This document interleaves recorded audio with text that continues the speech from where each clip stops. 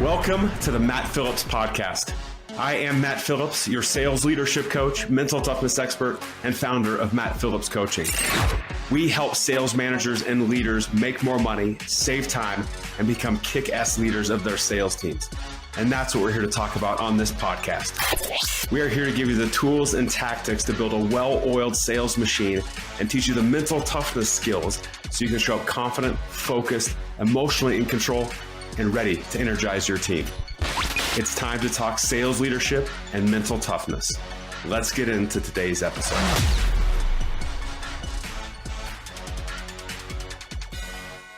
Welcome to today's podcast episode. It is Matt, and I don't know if you've ever wondered when dealing with the people that you lead, if sometimes are they listening to me?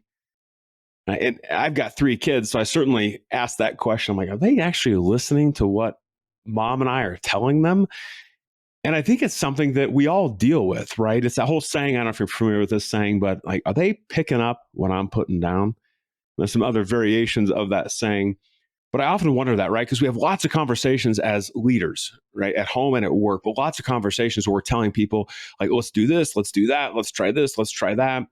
And then sometimes, at least I've experienced this, again, you're looking they're not doing anything I'm saying. They're reverting back to the way they've always done things. And I don't know if it's a good use of my time to talk to these people, waste my breath, because I think they're just not paying attention. They're not listening. And today I want to talk you through a kind of, just study that was done, that once you understand this, it changes the actions that you take to actually help people retain that information, actually take action upon that information. And I think, again, you know how passionate I am about the power of the body, the power of the mind. And once we start understanding these things, it's up to us to make that decision, that choice to actually implement these things. And as you're going to see, if you haven't been watching this on YouTube, I'm going to share my screen in a minute. But when we talk about people retaining information, and by the way, if you're a parent, this is going to be super useful as well. Because like I said, I question, whether my kids are listening as well, but they're watching me, certainly. But this is a tool you can use. And so once we actually understand it, put it to action, it can be an absolute game changer for us. So I'm going to go ahead and share my screen. Obviously, you're listening on a podcast, so I'm going to walk you through it. So what I'm sharing on my screen right now is actually from the NTL Institute of Applied Behavioral Science. And it goes through kind of the learning styles that people have and what we need to do as leaders to help position people to retain information better.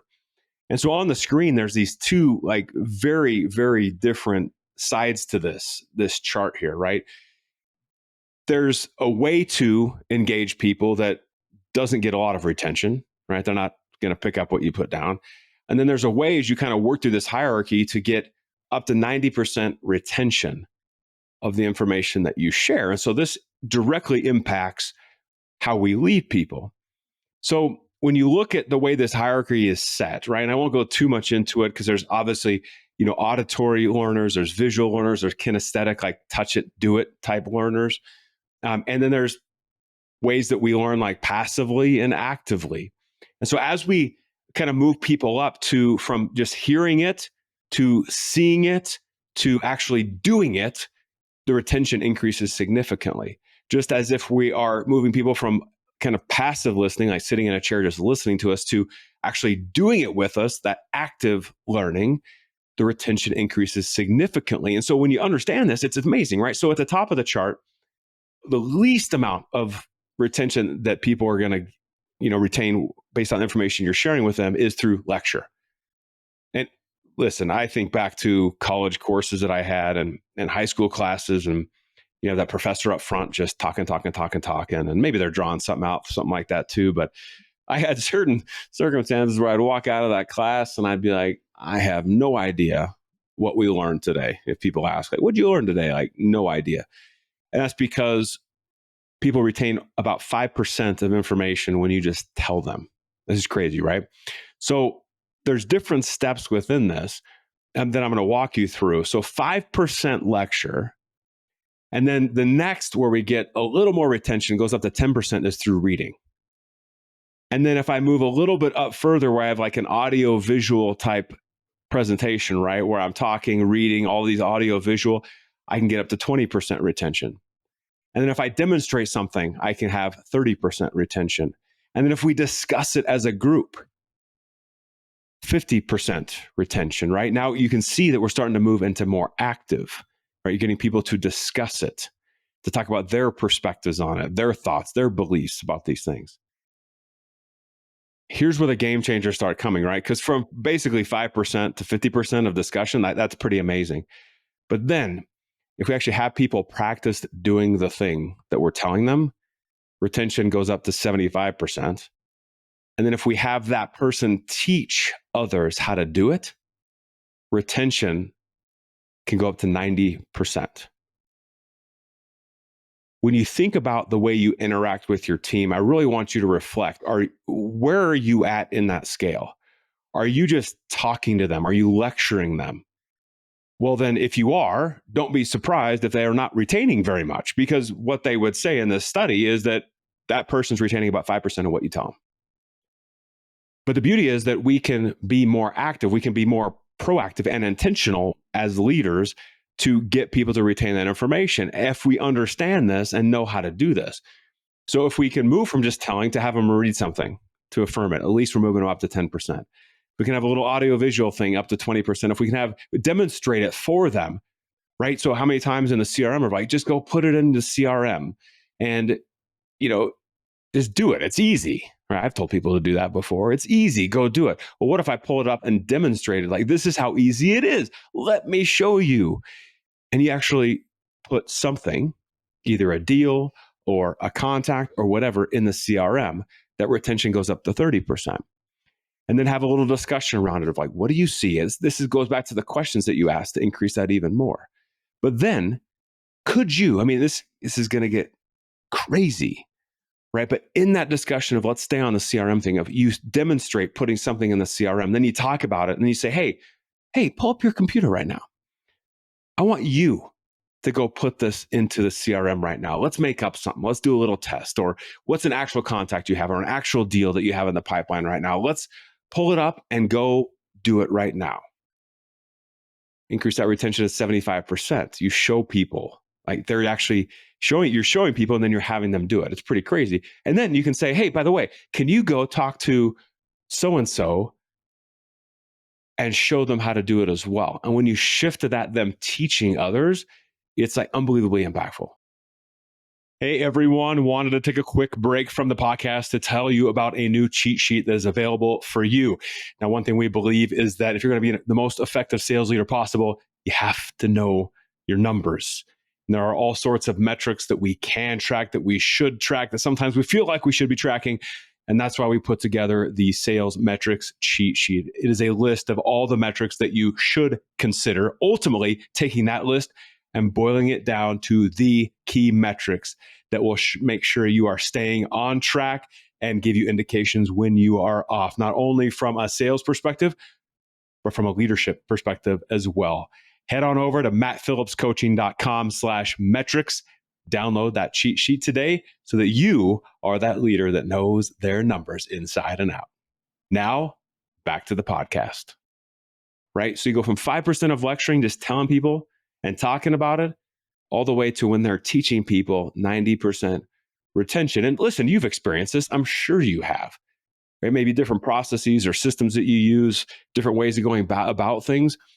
You've had to shift through your boss telling you to do it, or you just naturally having to do it and lead. You've shifted to that place of 90%, where now you look at it because you've taught it. Now you understand, like, oh, this is easy because I've done it. I've taught others.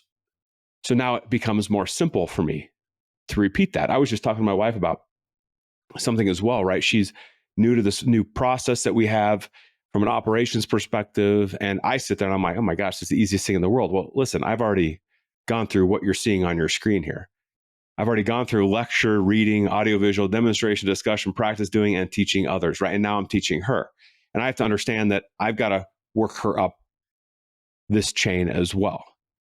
It's like unbelievable, like the actions that we can take. So even with our kids, right? If we could have them, we could talk to our kids, or we could have them read something, and work them through the same thing of, could they teach someone else about this?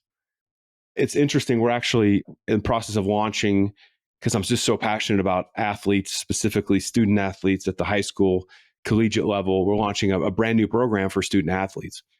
Well, part of it is that we'll have all these different components in here. This kind of, more passive learning where they're going to watch me, listen to me, where I'm audio visual. So I'm moving them up the rank. They'll have a discussion as a team about it. And then they're actually going to put it into practice. They're going to practice doing it. And the beauty is that for the captains on the team, right, as they progress, as they get to that junior, senior, whatever level, we're going to have them integral part of the process where they actually start teaching people about what's going on.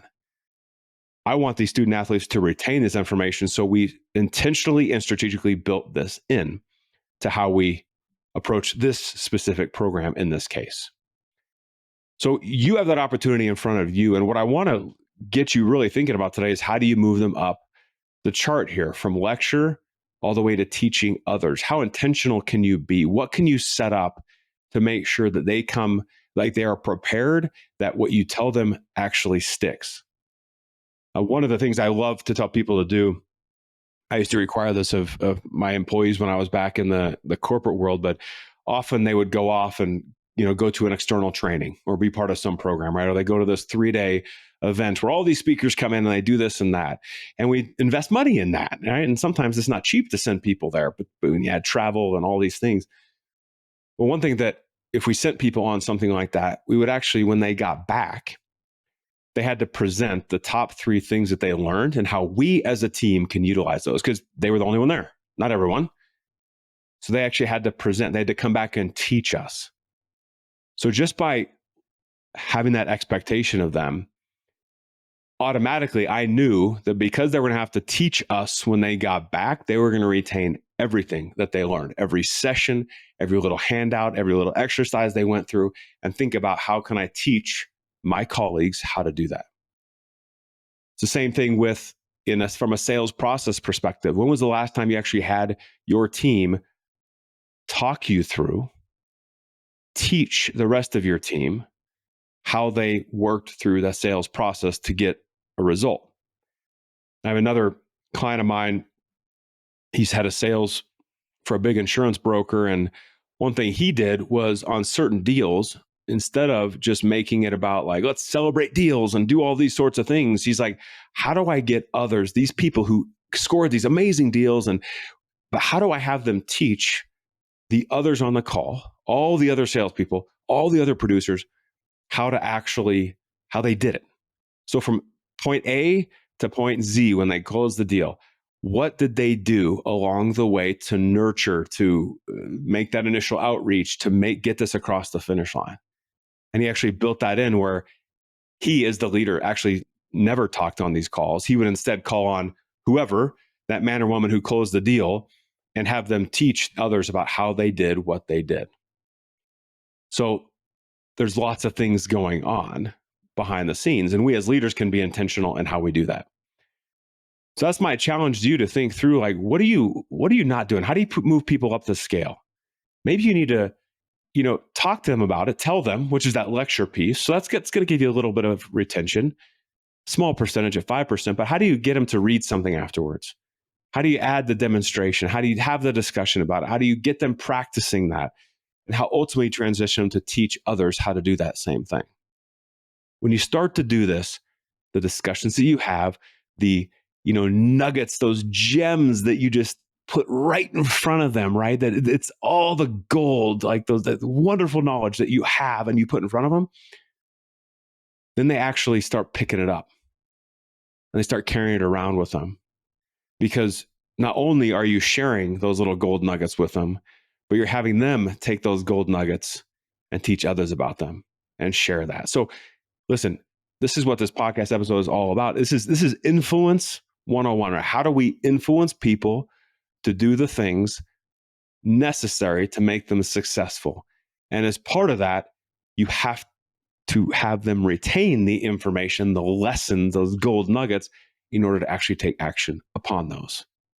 So that's your goal for this week, and goal for, well, hopefully forever, right? But let's do a short period of time. This week, I want you to pick 1 or 2 areas with your sales team or colleagues or anything where you can shift them from just talking to get them to actually teach and exponentially increase that information retention. All right. That's what I got for you today. I hope, listen, if you happen to be listening to us on podcast and you want to see what it looks like, go to our YouTube channel and check it out. You'll see that visual of exactly what it looks like. And I'm telling you, absolute game changer. I talk to people about this all the time, all my clients, and it's simpler than you think. If you're just aware, make the decision and take action upon it. All right. Keep having that impact that I know you can have.